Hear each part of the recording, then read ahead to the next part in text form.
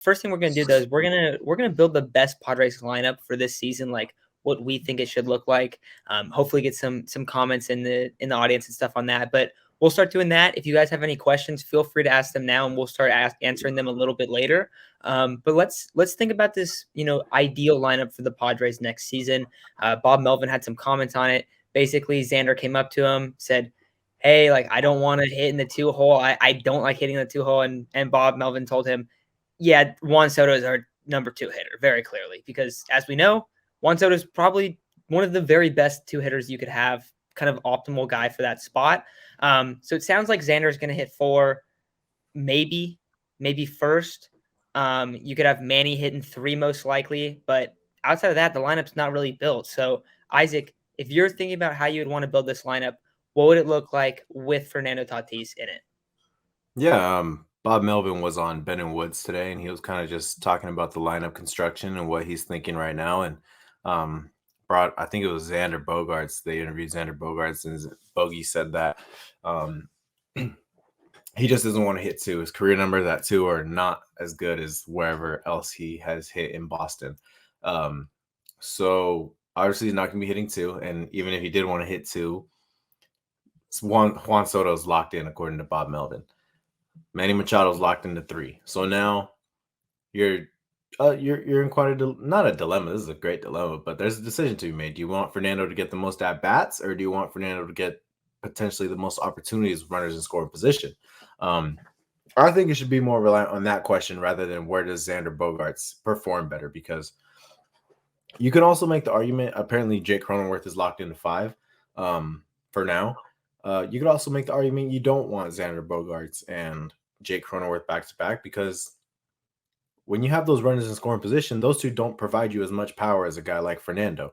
So that could be a big deciding factor. You want more power at the plate when you have maybe even bases loaded with Bogaerts, Soto, and Machado.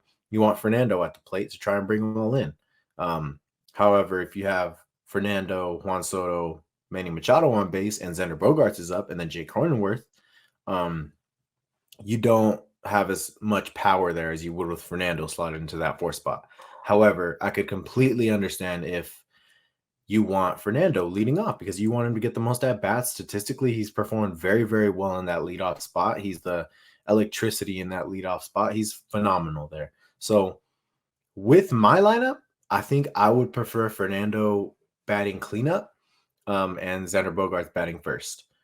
Just because I do want Fernando to get a lot more RBI opportunities, and seeing how this is kind of Fernando's first time playing a Major League Baseball game in 18 months, a year and a half, I want him to kind of settle in. And I feel like throwing him out there, getting him the most at-bats isn't ideal to start the season. But when he starts picking it up, maybe there's some numbers that support that one's better against lefties and one of them is better against righties. In that case, you could flip-flop them. But yeah, in my lineup, Bogaerts, Soto, Machado, Tatis, Cronenworth, Nelson Cruz / Matt Carpenter, Ha-seong Kim, Austin Nola, Trent Grisham. So I'm almost the exact same as you. And I think the bottom of the order, I think that's what it'll look like too. I think you want Cruz or Carpenter hitting 6. I think that you just kind of feel like they're a little bit stronger, especially in terms of slugging, than Kim, Nola. And then I think you really want Grish hitting 9 just because he's struggled so much, but he still provides you getting on base a decent amount. He gets speed. Your 1 through 4 are stupid. So like if he gets on, that's a good plus. And honestly, I guess that's a good argument for Nola hitting 8th as well, just because like another guy gets on base at a high clip. So I think that's definitely how it has to look on like the back end. The only difference is I would hit Fernando lead off, and I'd hit Bogaerts cleanup. Just because I don't know. For me, I think it's extremely menacing to start the game with Tatis and Soto 1-2 every single time. Like, Yeah. I think having, and it's not like you wouldn't have them back to back, but like you would have Soto, Manny, Tatis. That's still ridiculous. Like any way you do it's gonna be fine. But I do like Tatis at leadoff. I also just feel like he's a bigger threat on the base paths. Yes, he hits a lot of home runs and he's gonna hit a lot of solo home runs, but we saw a lot of times he would start the game like that. Like he's hit a lot of first inning home runs throughout his career. So I feel like I don't know. That's what I would pick. So that's the only difference I have. But I Yeah. could see either way. Like I get more RBI opportunities. I also think that Xander's he's a better contact hitter, right? Yeah. Yeah, and So there's no problem with flip-flopping either of them. I mean, it's a great kind of thing to kind of experiment with throughout the season. I think when the season starts, obviously it's probably going to be something like Xander, Soto, Manny, Nelson Cruz / Matt Carpenter, Jake Cronenworth, Ha-seong Kim, whoever the hell's playing left field, Austin Nola, and Trent Grisham. Um, that's probably going to be the starting lineup at first. But as soon as Fernando comes back, flip-flopping Fernando and Xander 1 through 4 or 1 and 4 it's not a bad problem. I think it's just a matter of I like having Fernando bring guys in. I like giving him that opportunity much more because a lot of the times when Fernando would hit in 2021, it felt like so many of Fernando's home runs were just solo shots.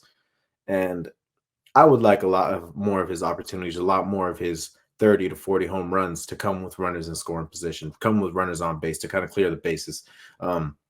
However, numbers do show Fernando is an amazing leadoff hitter. And the Padres do tend to excel whenever he kind of is that table setter. So there's no right or wrong. I think the lineup that we've created, other than those two, is going to be the ideal lineup. You got Fernando or Xander at the top, both able to get on at a high clip. Only difference, Fernando has a lot more power at the top than Xander does. Xander's probably going to top out at 20 home runs, something like that. But the OPS is there. The OPS plus is there. He's a phenomenal hitter. Put up a 6.1 WAR last year. Juan Soto, I mean, the guy's the favorite for the MVP right now. One of the favorites for the MVP right now. I believe he's either first, second, or third. One of the best hitters in the game currently, one of the best hitters ever at his age, locked into 2 right there. You're starting to see it kind of throughout the league. Your best hitter starting to hit 2. Manny Machado put up a 7 WAR, an amazing OPS. I can't name him off the top of my head, but it's a crazy number for OPS and OPS plus. 32 home runs in that 3 slot. He's going to be locked in there. He's been locked in there almost his whole time with the Padres. And then you got the 4 spot. I've already talked about both Fernando and Xander. Jake Cronenworth, I feel like people will kind of argue that Cruz or Carpenter should be 5th and then Jake Cronenworth 6th. I could see that argument just because maybe Cruz and Carpenter do provide a little more power, but come on, Jake's hit 20-something home runs before. Jake has shown the power to the pull side of the field. Like Jake is a great hitter, and I think last year was kind of a down year for him at the plate, and I think he's going to come back up to like a 760, 780 OPS type thing, and hopefully hit 18 to 20 homers. It's also that you don't want to have too many righties at a time because if you go Manny, Xander, Cruz, that's 3 righties. Manny, Xander, Carpenter makes a little more sense, but ideally you want to spread out Soto, Cronenworth, and Carpenter. But the rest kind of plays itself out. Ha-seong Kim, good year last year, doesn't hit for much power, but kind of that electrifier at the bottom of the lineup. Austin Nola doesn't hit for much power, kind of hits for some average. and But maybe he's we gonna see a little bit of Campy. yeah, and that's what I was going to say. Campusano, hopefully he's able to. This is a big year for Campusano.